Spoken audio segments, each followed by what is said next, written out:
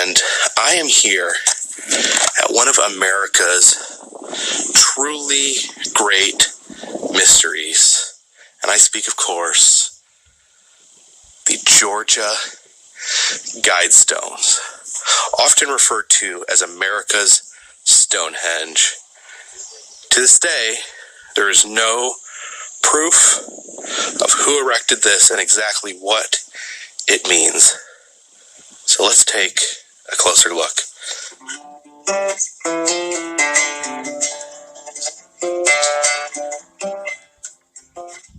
Now, the Georgia Guidestones story begins back in the ancient days of 1980, when a man who went by the pseudonym of R.C. Christian approached a local granite mason known as Joe Fenley, which was his actual name, and paid him and gave him the blueprints to create this monument that you see behind me.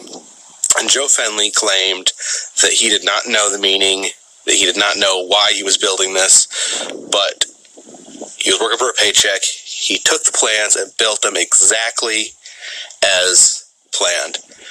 And no one except Joe Fenley knows who R.C. Christian is, and Joe Fenley vowed that he would never reveal the true identity of R.C. Christian. So what is this? Let's go take a closer look. All right, so pretty much what we have here is a set of rules. Seemingly, to some, these rules seem like maybe they are guidelines or how to live after the apocalypse. Some see it as a call for a new world order. Others, of course, have associated it with devil worship. But let's take a look at these rules of the Guidestone. So, actually, let's start at the bottom here. Be not a cancer on the earth. Leave room for nature. Seems reasonable. Prize truth, beauty, love, seeking harmony with the infinite. Sure. Balance personal rights and social duties. Sounds solid. Avoid petty laws and useless officials. Why not? Let all nations rule internally, resolving external disputes in a world court. That's pretty much how it operates now. Protect people and nation with fair laws, just courts. Fair laws are good. Rule passion, faith, tradition, and all things tempered with reason. Unite humanity with a living new language. Okay. Some people have a problem with that, the one language. Apparently, some Christians believe that a unified language is actually a sign of the apocalypse. So that's a sticking point for some people. Okay, back to the rules. Guide reproduction wisely. Improve fitness and diversity. Now we're going into some sticky territory there. And here, the top rule, possibly the most unsettling, is that maintain humanity under 500 million in perpetual balance with nature. So, make sure there's only 500 million people left in the world. What do you do with the other 6.5 million people? That's a question that's not answered here. Do we get rid of them? Is something else going to happen to them? So that's a troubling piece right here.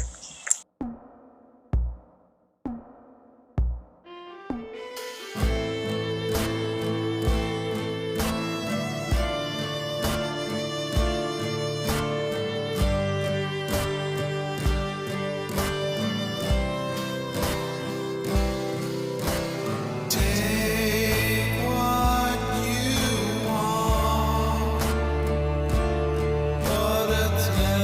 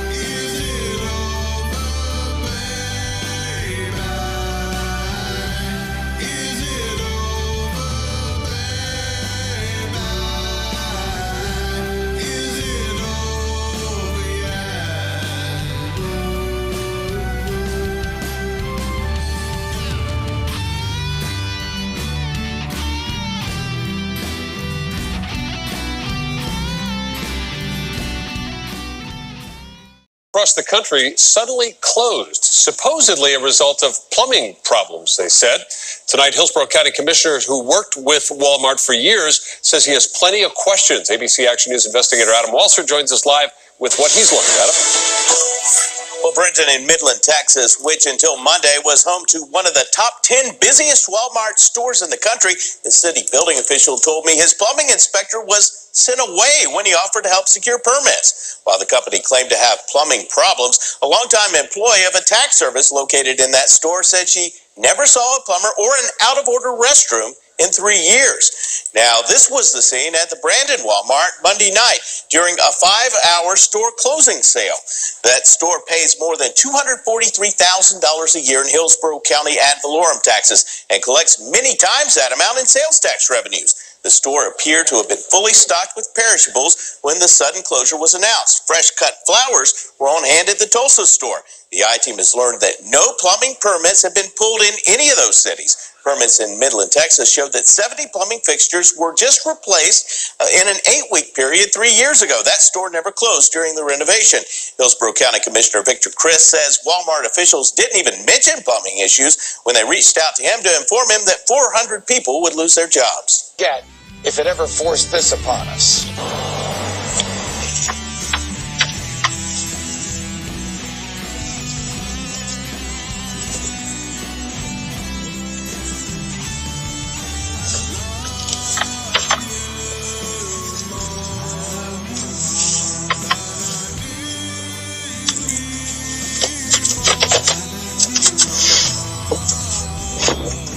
Here we are at corporate slave America Walmart Supercenter in Hickory, North Carolina, where just before the holidays, Hickory Police Department decided they needed to put up one of these OCX Skywatch towers. They purchased it using JAG grant funding from the Federal Recovery Act of 2009. They started out during the holiday seasons, saying they were going to patrol the area for the mass influx of customers coming through here. But what we have seen is that they just moved it shortly after the turn of the year to the local Target parking lot. And they also ended up putting it over at the mall. But this week I ride by and here it is, back here again. It's manufactured by ICX.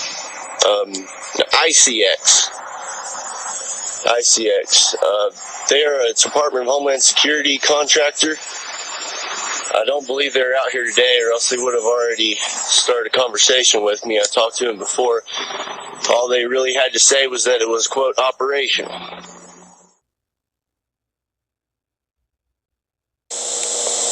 Not too long ago, I talked with Dale Bohannon, whom I've known since, I guess, the mid-1980s.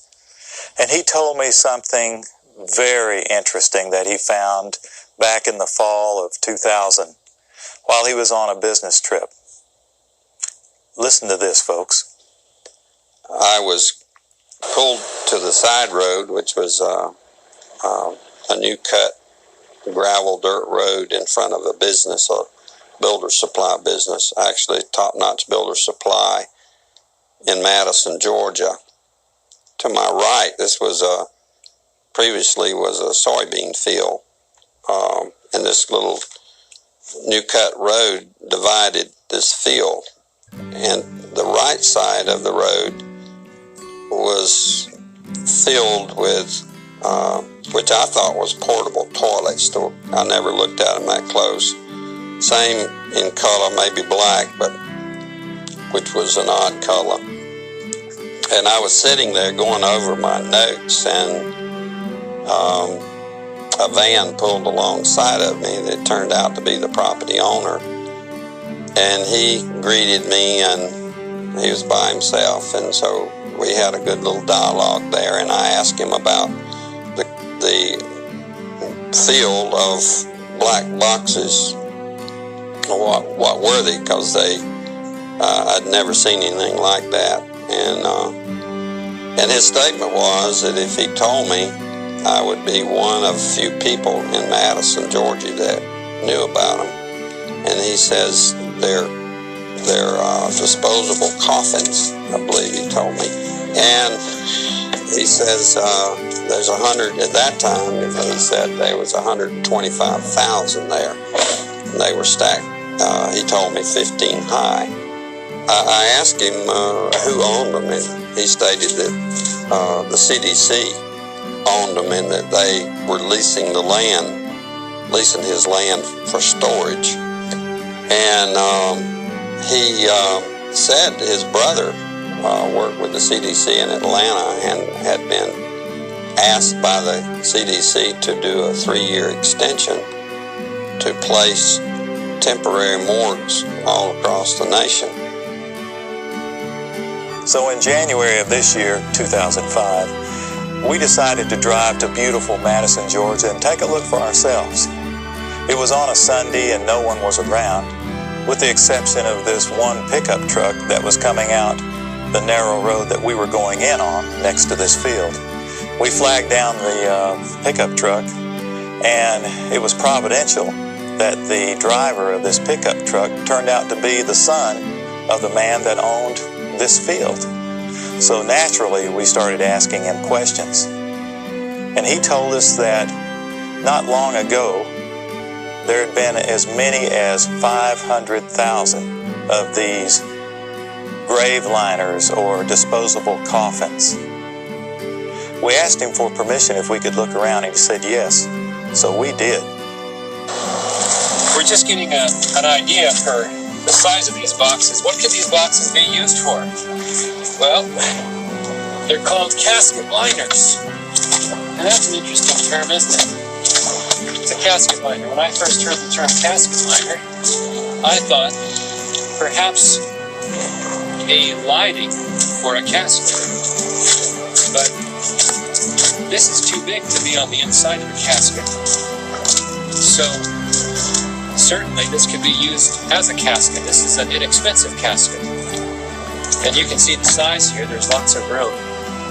I think my friends here, we could all probably get inside. It might be a little cozy, but we fit just fine.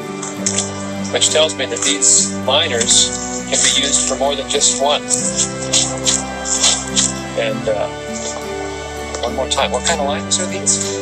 Casket liners. These are casket liners. That's what the man said. That's what the man told us.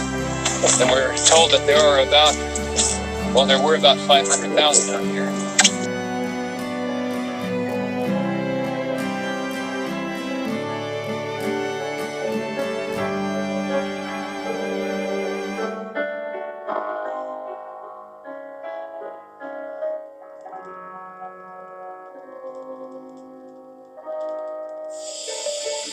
In the book of Matthew, chapter 24, Jesus told his followers exactly what to expect before his return. He said there would be wars, he said there would be hate, and he said there would be disease, like we've never seen. I think you can admit that we've had many wars in our time. We've had a lot of hate. And now, if you've never seen it before, you are seeing firsthand what happens when there's global disease. Some people are getting freaked out. They're getting scared. But those who know the scriptures are not to be taken by surprise, because these are the things Christ said would happen before he returns. And the last thing he said would happen is that the world would hear the gospel. So, we've had wars. We see sicknesses taking over our nations. And once the entire world hears about Jesus, then he says the end will come.